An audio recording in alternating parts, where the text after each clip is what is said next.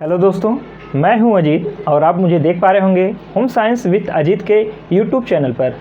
आज हम लोग इस वीडियो के माध्यम से पढ़ने वाले हैं न्यूट्रिशन साइंस का एक ही बहुत ही महत्वपूर्ण टॉपिक जिसका नाम है प्रोटीन। न्यूट्रिशन साइंस का ही बहुत महत्वपूर्ण नहीं है बल्कि आपके शरीर का भी और आपके परीक्षा का भी बहुत महत्वपूर्ण है। तो चलिए प्रारंभ करते हैं, देखते हैं प्रोटीन है क्या और यह कैसे हमारे लिए आवश्यक है, इसकी क्या भूमिका है, कौन सी बीमारी हुआ करती है। बहुत सारी बातों को हम लोग इस छोटी सी वीडियो के माध्यम से सीखने वाले हैं। और मैं चाहूँगा कि आप लोग, अभी मैं हट जाता हूँ, अपने ब्राइटनेस को बढ़ाइए और एक स्क्रीनशॉट ले लीजिए, क्योंकि छोटे से व्हाइट बोर्ड में आपके प्रोटीन से संबंधित बहुत सी जानकारी को कलेक्ट करने का प्रयास किया हूँ और जिसको आप देखेंगे आपका रिवीजन हो जाएगा।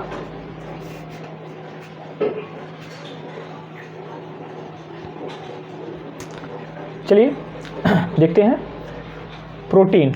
जब ही प्रोटीन की बात आती है तो इसका जो प्रोटीन है आपका बना किससे है। प्रोटीन जो बना है ये आपके ग्रीक भाषा का एक शब्द है जिसका नाम है प्रोटियोस। प्रोटीन ग्रीक भाषा के प्रोटियोस से बना है और प्रोटियोस का अर्थ ही होता प्राइम। प्रोटियोस का अर्थ होता है प्राइम, यानी कि प्रथम स्थान रखने वाला। प्रथम स्थान क्यों रखने वाला है? क्योंकि जो हमारा शरीर है, आपको पता है कि हमारा शरीर कोशिका ऊतक, तो कोशिका से मिलकर बना है। क्योंकि सबसे सूक्ष्म इकाई, सबसे छोटी इकाई क्या है? कोशिका है, सेल है। और इन्हीं जो है सेल के माध्यम से, सेल से ऊतक, ऊतक से अंग, ऐसे सिर्फ आपका शरीर जो है, शरीर का निर्माण होता है। तो इन्हीं कोशिकाओं की टूट फूट, नए कोशिकाओं का निर्माण आदि में जो मुख्य भूमिका निभाता है, जो बनाने का काम करता है, जो उनकी टूट फूट मरम्मत का कार्य करता है, वह आपका कोई और नहीं बल्कि आपका प्रोटीन है। यहीं से आपका क्वेश्चन जो पूछा जाता है कि आपसे क्वेश्चन पूछता है कि प्रोटीन की कमी से कौन सा रोग होता है। बहुत बार बार पूछा जाने वाला क्वेश्चन है। आपके दो बीमारी का नाम देता है और आप लोग बार बार कंफ्यूज होते हैं। आपका देता है क्वाशियोरकर, आपका देता है मैरास्मस और क्वाशियोरकर। जब आपके शरीर में प्रोटीन की कमी होती है, तो होने वाली जो बीमारी हुआ करती है वो आपका होता है क्वाशियोरकर। लेकिन वहीं पर जब प्रोटीन के साथ साथ आपके कार्बोहाइड्रेट यानी कि एनर्जी की भी कमी हो जाती है, तो होने वाला रोग आपका है मैरास्मस को ही आप लोग देखते हैं कि मंकी फेस। क्योंकि आपका जो कार्बोहाइड्रेट था, जो आप एनर्जी के, जो से आप कार्य कर पा रहे थे, आपको कार्य करना, आप दिन प्रतिदिन की क्रिया को करना है, तो एनर्जी की कमी होगी। तो जाहिर सी बात है जो प्रोटीन आपका होगा टूट कर एनर्जी देगा और आपका कार्बोहाइड्रेट तो है नहीं। तो यानी कि जो भी आपके स्किन थे, जो आपकी मसल्स थी, जो आपकी चर्बी थी, वो सारी की सारी गल करके एनर्जी में कन्वर्ट, ग्लूकोज में कन्वर्ट हो गई। हमने ऊर्जा में उसका काम ले लिया। इसलिए जो चेहरा मंकी की तरह हो जाता है, यानी कि एकदम जो है चिपका सब हो जाएगा, कुछ दिखेगा ही नहीं, इसलिए इसको कहा मंकी फेस। और उसमें जब क्वाशियोरकर की बात होती है, देखते हैं कि उसमें जो है फूल जाते हैं, सूजन, एडिमा हो जाता है। ओडिमा आपसे पूछता है तो जानिए आप लोग, ये त्वचा के निचली परत में जब पानी का जमाव होने लगता है उसी को ही एडिमा के नाम से जाना जाता है। इसीलिए जो आपके क्वाशियोरकर को मून फेस के नाम से भी जाना जाता है। इतनी बात हो गई। देखते हैं इसके एक टॉपिक को। तो प्रोटीन जो आपका बना है, आपका ग्रीक भाषा के प्रोटियोस शब्द से बना और जिसका अर्थ होता है प्राइम। अब देखिए, जब प्रोटीन की खोज की बात करते हैं तो इसकी खोज 1838 में हुई थी। और किसने खोजा था? तो प्रोटीन की खोजकर्ता जो थे आपके वर्जिलियस थे। प्रोटीन के खोजकर्ता कौन थे? वर्जिलियस। अर्थात प्रोटीन की खोज किसने किया? तो वर्जिलियस ने किया। कब किया? तो 1838 में किया। वहीं पर जब हम प्रोटीन की बात करते हैं तो आपका जो प्रोटीन की बात होती है, तो आपका जो प्रोटीन हुआ करता है ये आपका कोलाइडल कार्बनिक नाइट्रोजन युक्त एक जटिल पदार्थ है। एक कोलाइडली विलयन कार्बन युक्त जटिल पदार्थ है। अब जब बात आती है कोलाइडी विलयन का होता है, जैसा कि आप लोग देखते हैं, आप लोग पढ़ते हैं, आप लोग जानते हैं कि जो हमारा नमक पानी का घोल होता है एक कोलाइडी विलयन का उदाहरण है।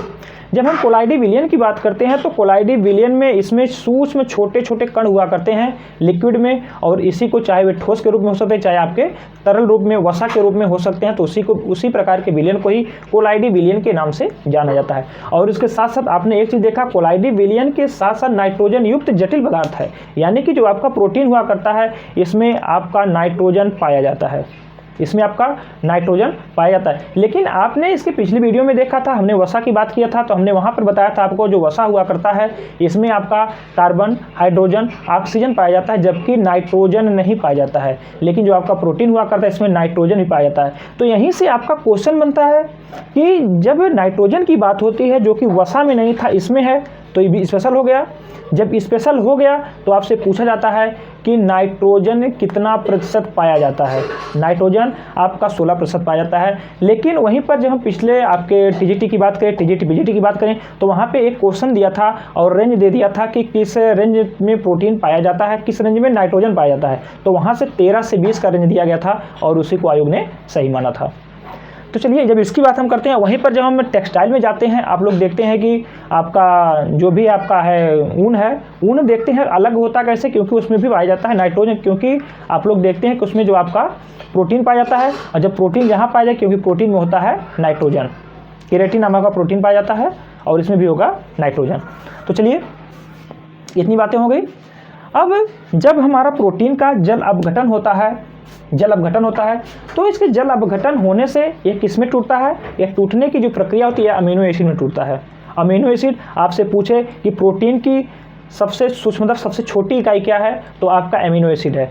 जो आपका प्रोटीन बना हुआ होता है यह आपका अमीनो एसिड से मिलकर बनता है। अमीनो एसिड कितने अमीनो एसिड संख्या होती है, हम अगर बात करें अमीनो एसिड की जिससे आपका प्रोटीन बनता है, अर्थात कितने अमीनो एसिड के मिलने से प्रोटीन बनता है, तो आपके अमीनो एसिड की संख्या 20 हुआ करती है। इसमें हम बात करें आपके जब अमीनो एसिड की संख्या 20 हुआ करती है, इसमें आपके 10 आपके आवश्यक अमीनो एसिड होते हैं और 10 आपके गैर आवश्यक अमीनो एसिड हुआ करते हैं। अब यहीं पर आपके समझ में बात आ रही होगी कि सर ये आवश्यक गैर आवश्यक क्या है, ये कहाँ से बात आ गई। हमारी बॉडी है, एक बॉडी है, इसमें आवश्यक और गैर आवश्यक की कहाँ से बात आ गई। तो जान लीजिए वे अमीनो एसिड जिनका निर्माण हमारी शरीर करती है, यानी कि ऐसे अमीनो एसिड जिसका निर्माण स्वयं हमारे शरीर में होता है, उसको आपका गैर आवश्यक अमीनो एसिड के नाम से जाना जाता है। उसी प्रकार से आपने फैट में भी देखा था कि आपका एसेंशियल फैटी एसिड और आपके unessential fatty acid, unessential fatty acid वही थे जिनका निर्माण खुद हमारे शरीर कर ले रही थी, यानी कि उनको लेने की आवश्यकता नहीं है, क्योंकि उसका निर्माण ही उसकी फैक्ट्री हमारे शरीर में है, तो उसको अलग से लेने की क्या आवश्यकता। उसी प्रकार से प्रोटीन के केस में भी आपके 10 जो होते हैं गैर आवश्यक होते हैं। वो जो 10 गैर आवश्यक होते हैं, यानी कि उन 10 गैर आवश्यक अमीनो एसिड का निर्माण हमारा शरीर खुद कर रही है, और जिनको लेने की आवश्यकता होती है वो आपके 10 हुआ करते हैं, और ये 10 जो है आपके आवश्यक अमीनो एसिड के नाम से जाने जाते हैं। अभी उसकी चर्चा हम करेंगे आगे वीडियो में। चलिए, जो आपका प्रोटीन हुआ करता है, प्रोटीन के बीच में आपका पेप्टाइड और पॉलीपेप्टाइड बॉन्ड पाया जाता है। पेप्टाइड और पॉलीपेप्टाइड, पेप्टाइड पॉलीपेप्टाइड यानी कि जो प्रोटीन के दो अणु आपस में जुड़ते हैं, तो जिस बंध के द्वारा आपस में जुड़ा करते हैं उसी को ही पेप्टाइड बॉन्ड कहा जाता है। जब दो प्रोटीन के जब दो अणु आपस में मिलते हैं तो उससे पेप्टाइड बॉन्ड, लेकिन वहीं पर जब आपके 3 या 3 से अधिक यानी कि समूह में 3 या 3 से अधिक समूह में जब मिलते हैं तो उसे पेप्टाइड बॉन्ड, और इस संपूर्ण प्रक्रिया को पॉलीपेप्टाइड बॉन्ड के नाम से जाना जाता है। तो पेप्टाइड, पॉलीपेप्टाइड, आपसे यहाँ से जो क्वेश्चन पूछता है इसकी प्रक्रिया को नहीं पूछता है कि कब कहते हैं, कैसे कहते हैं, तो एडिशनल जानकारी हो गई। लेकिन यहाँ से जो आपका क्वेश्चन बनता है कि प्रोटीन में कौन सा बंध पाया जाता है, तो आप लोग याद रखेंगे कौन सा बंध है आपका, पेप्टाइड या पॉलीपेप्टाइड, दोनों में से आपको एक ऑप्शन देखने को मिल जाएगा। वहीं पर जब हम बात करते हैं ऊर्जा को लेकर के कि 1 ग्राम प्रोटीन से हमें कितनी ऊर्जा मिलती है, जब कितनी ऊर्जा मिलती है, तो इसी से संबंधित एक क्वेश्चन और बन जाता है कि प्रोटीन का ग्रास वैल्यू कितना होता है। आपने फैट का देखा था, ग्रास वैल्यू को देखा था, आपने कार्बोहाइड्रेट का ग्रास वैल्यू देखा था, अब इसका भी हम लोग देखने वाले हैं। तो प्रोटीन, आपके 1 ग्राम प्रोटीन से 4.2 किलो कैलोरी ऊर्जा मिलती है। लेकिन जो ही हम इसके ग्रास वैल्यू की बात करते हैं तो इसका जो ग्रास वैल्यू हुआ करता है यह उससे काफ़ी अधिक होता है। इसका जो ग्रास वैल्यू होता है, सकल मूल्य होता है, वह आपका 5.65 किलो कैलोरी हुआ करता है। लेकिन सबसे अलग किसका है, सबसे अलग आपका कार्बोहाइड्रेट का। आप सबका सकल वैल्यू को देखेंगे, ग्रास वैल्यू को देखेंगे, तो जो आपके जितनी ऊर्जा मिल रही थी उससे कहीं अधिक होता है ग्रास वैल्यू। लेकिन लेकिन जब हम कार्बोहाइड्रेट के केस में देखते हैं, जबकि हमें पता है कि 1 ग्राम कार्बोहाइड्रेट से हमें 4.2 किलो कैलोरी ऊर्जा मिलती है, लेकिन 1 ग्राम कार्बोहाइड्रेट का जो ग्रास वैल्यू हुआ करता है वह 4.1 होता है, जबकि ऊर्जा कितनी मिलती है 4.2, जबकि ग्रास वैल्यू 4.1। इसलिए आपके क्वेश्चन परीक्षा का भाग बनने का संभावना बनती है, चांस बनता है, इसलिए आप लोग ध्यान में रखिए। और सब इसका जो देखते हैं कि इसका ग्रास वैल्यू जो हमारा होता है कितना होता है 5.65 किलो कैलोरी, जबकि 1 ग्राम प्रोटीन से 4.2 किलो कैलोरी ऊर्जा की प्राप्ति होती है। यहीं पे और हम इसके आगे बढ़ें तो आपसे क्वेश्चन पूछा जाता है कि सबसे छोटा प्रोटीन कौन सा है। सबसे छोटे प्रोटीन की बात करें तो आपका होता है इंसुलिन, और इस इंसुलिन को बनने में मिनिमम आपके 51 प्रकार के अमीनो एसिड की आवश्यकता हुआ करती है। कितने प्रकार के? 51 प्रकार के अमीनो एसिड की आवश्यकता होती है। मिनिमम की बात कर रहा हूँ, मिनिमम 51 प्रकार के अमीनो एसिड की आवश्यकता हुआ करती है। और आपसे पूछे सबसे छोटा प्रोटीन, तो आपका है इंसुलिन। जब हम इंसुलिन की बात करें तो आपको हम ले चलते हैं फिजियोलॉजी में। जब हम लोग इंसुलिन की बात करते हैं तो आपसे वहाँ क्वेश्चन पूछता है लेकर के सेल को लेकर के आपका अल्फा, बीटा, डेल्टा, और एक आपका होता है एफ सेल हुआ करती है। एक किसकी है? अग्नाशय की हैं। आपको पता है कि वहाँ पे अग्नाशय जो हमारी एक मिश्रित ग्लैंड है। मिश्रित ग्लैंड में हम लोग देखते हैं कि अल्फा, बीटा, डेल्टा और जो आपकी एफ सेल होती है आपके एंजाइम निकालती है। यह एंजाइम कौन सा निकालती है? Lipase amylase trypsin. उसको हम लेट से याद रख सकते हैं, लाइपेज एमाइलेज ट्रिप्सिन। लेकिन वहीं पर जो आपसे बार बार परीक्षा का भाग बनता है वह आपका बनता है इंसुलिन को लेकर के और ग्लूकागान को लेकर के, और पूछता है आपसे कि किस अग्नाशय की किस सेल के द्वारा इंसुलिन का निर्माण होता है, अग्नाशय की किस सेल के द्वारा ग्लूकागान का निर्माण होता है। तो अग्नाशय की बीटा सेल के द्वारा इंसुलिन का निर्माण होता है और अग्नाशय की अल्फा सेल के द्वारा आपका ग्लूकागान का निर्माण होता है। और यही ग्लूकागान क्या करता है? ग्लाइकोजन को ग्लूकोज में कन्वर्ट करता है, और आपका जो इंसुलिन हुआ करता है आपके ब्लड शुगर यानी कि ग्लूकोज को ग्लाइकोजन में कन्वर्ट करने का कार्य करता है। तो चलिए पुनः आ जाते हैं हम अपने स्थान पे। और सबसे छोटे प्रोटीन की हमने बात किया था तो उसका है नाम इंसुलिन, और इंसुलिन से हमने बहुत सारी बातों को सीखा, और इसमें मिनिमम 51 प्रकार के अमीनो एसिड की आवश्यकता होती है। और जो सबसे छोटे प्रोटीन की बात किसने किया था, इसका सबसे पहले वर्णन किया था आपका फ्रेडरिक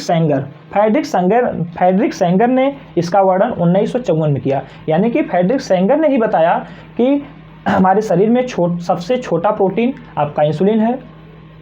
और कब बताया? 1954 में बताया। कौन बताया? फ्रेडरिक सेंगर ने बताया। चलिए अगला देखिए, मानव के हीमोग्लोबिन में अमीनो एसिड की संख्या आपसे पूछ सकता है। मानव शरीर के हीमोग्लोबिन में अमीनो एसिड की संख्या 574 हुआ करती है। मानव शरीर के हीमोग्लोबिन में अमीनो एसिड की संख्या 574 हुआ करती है। इसे आपको याद रखना होगा। आपके जो शरीर में जितने भी आपके एंटीबॉडी एंटीजन आपके हार्मोन, और इसके साथ ही साथ आपके एंजाइम, एंटीबॉडी, एंटीजन, हार्मोन और आपके एंजाइम, जिनका भी निर्माण होता है, आप लोग देखते हैं कि इनका निर्माण आपके विभिन्न प्रकार के प्रोटीन से हुआ करता है, यानी कि अमीनो एसिड। हमको पता है कि प्रोटीन की सबसे सूक्ष्मतम इकाई जो है क्या है? अमीनो एसिड है। तो अर्थात हमारे शरीर में जितने भी आपके एंटीजन, एंटीबॉडी, एंजाइम, हार्मोन पाए जाते हैं, इनका निर्माण जो है विभिन्न प्रकार के अमीनो एसिड से हुआ करता है या प्रोटीन से हुआ करता है। वहीं पर आपको बात करें तो जो आपका अमीनो एसिड है, प्रत्येक अमीनो एसिड के 2 समूह हुआ करते हैं। प्रत्येक अमीनो एसिड के 2 समूह होते हैं। इसमें से आपका एक समूह होता है आपका अमीनो समूह, और आपका दूसरा समूह होता है कार्बोक्सिलिक समूह। जो अमीनो समूह हुआ करता है, प्रत्येक अमीनो एसिड का जो अमीनो समूह हुआ करता है वह उसको क्षारकता देता है, क्षारीय बनाता है। लेकिन वहीं पर जब हम कार्बोक्सिलिक समूह की बात करते हैं तो इसे अमीनो एसिड को अम्लीय बनाता है। अमीनो जो समूह होगा वो उसको क्षारीय बनाएगा, और जो कार्बोक्सिलिक समूह होगा वो उसे अम्लीय बनाने का कार्य करता है। वहीं पर आपकी अगला जो हमारी बात आती है सल्फर युक्त अमीनो एसिड, क्योंकि आपके टीजीटी 2021 में पूछा गया था निम्नलिखित में से सल्फर युक्त अमीनो एसिड या कह लिए सल्फर प्रोटीन का उदाहरण है। तो आपका कौन सा है? सिस्टीन और आपका मिथियोनिन। सिस्टीन, मिथियोनिन आपका PYQ है 2021 टीजीटी। सल्फर युक्त अमीनो एसिड के उदाहरण कौन कौन से हैं? आपका है सिस्टीन, सिस्टेन, मिथियोनिन, आपके 2021 का PYQ है। अगला देखिए, जब हम प्रोटीन की बात करते हैं तो आप में प्रोटीन में दो संरचना पाई जाती है। दो संरचना आपकी, एक होती प्राथमिक और एक आपकी होती द्वितीयक। जो प्राथमिक संरचना इसकी होती है वह तो रेखीय होती है, लेकिन वहीं पर जो प्रोटीन की द्वितीयक संरचना हुआ करती है हेलिक्स होती है, यानी कि कुंडलित होती है। हेलिक्स की बात करें तो आपका कुछ इस प्रकार से इसकी जो द्वितीयक संरचना होगी हेलिक्स होगी, कुंडलित होगी, यानी कि प्रोटीन में दो प्रकार की संरचना पाई जाती है, जो कि पहली होगी आपकी प्राथमिक संरचना रेखीय और द्वितीयक आपकी कुंडलित संरचना पाई जाती है। और यहीं से आपका क्वेश्चन पूछता है निम्नलिखित में से किसका बायोलॉजिकल वैल्यू ज्ञात किया जाता है। अब प्रोटीन से एक क्वेश्चन पूछता है, याद आ गया मैं बता दूं, नहीं तो मैं आगे, अभी तो आगे का टॉपिक है मैं इसको बताऊंगा, लेकिन दिमाग में आ गया तो सुन लीजिए। बायोलॉजिकल वैल्यू की बात करता है, आपसे क्वेश्चन में पूछता है निम्नलिखित में से किसका बायोलॉजिकल वैल्यू ज्ञात करते हैं। आपका प्रोटीन दे देता है, आपका फैट दे देता है, आपका प्रोटीन, फैट और कार्बोहाइड्रेट, ऐसे कई सारी चीज़ों को दे देता है। तो बायोलॉजिकल वैल्यू सिर्फ और सिर्फ हम किसका ज्ञात करते हैं? प्रोटीन का। और जब हम बायोलॉजिकल वैल्यू ज्ञात करते हैं तो इसमें देखा जाता है कि हमने जो भी खाद्य पदार्थ खाया है, जो भी हमने खाद्य पदार्थ इंटेक किया है, खाया है, वह जो है उससे कितना प्रोटीन हमारा शरीर अवशोषित कर ले रहा है। जो भी हमने खाद्य पदार्थ को खाया है उससे हमारा जो है कितना हमारा शरीर जो है कितना प्रोटीन हमारे शरीर ने अवशोषित कर लिया है, और इसी की मात्रा को ही बायोलॉजिकल वैल्यू कहते हैं। और उसमें भी हमने जो भी पदार्थ खाया है उसमें से कितना प्रोटीन हमारे शरीर ने अवशोषित कर लिया है।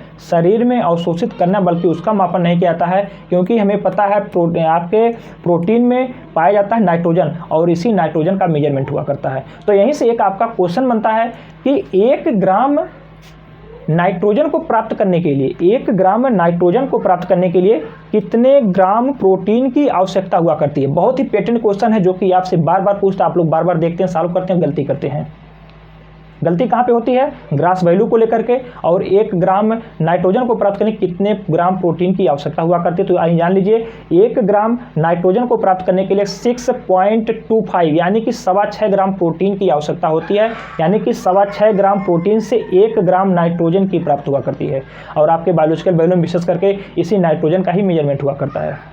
तो बायोलॉजिकल वैल्यू सिर्फ और सिर्फ प्रोटीन का निकालते हैं, और हमने जो भी खाद्य भोजन खाया है, जो भी भोजन किया है, जो भी भोजन इंटेक किया है, उससे हमारे उस भोजन से हमारे शरीर ने कितना प्रोटीन का अवशोषण किया, इसी का मेजरमेंट आपका क्या कहलाता है? Biological value. चलिए आगे देखिए, आपके शरीर में विभिन्न प्रकार के प्रोटीन पाए जाते हैं, और इन विभिन्न प्रकार के प्रोटीन के निर्माण के लिए आपको चाहिए 20 प्रकार के अमीनो एसिड। जब अमीनो एसिड की बात होती है तो हमने जैसा कि पहले बताया आपको कि अमीनो एसिड आपके 20 हैं, लेकिन 20 में आपके 10 आवश्यक हैं, 10 आपके गैर आवश्यक हैं।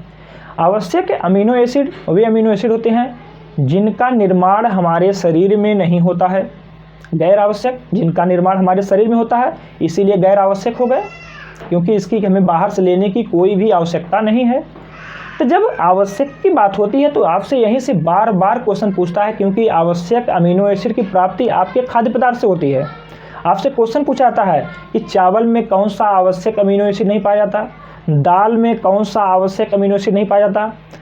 आपसे पूछा जाता है कि बच्चों के लिए या नवजात शिशु के लिए किस आवश्यक अमीनो एसिड की कमी होने पर या उसके लिए कौन सा आवश्यक अमीनो एसिड आवश्यक होता है, किशोरों के लिए कौन सा आवश्यक होता है, किसकी कमी से बच्चों में, नवयुवकों में बांझपन को देखा जाता है। बहुत सारे क्वेश्चन बनते हैं। तो सबसे पहले जब यहाँ से आपका सिर्फ और सिर्फ एक ही क्वेश्चन ऐसे बन जाता है कि आप बताइए निम्नलिखित में से कौन सा गैर आवश्यक अमीनो एसिड है।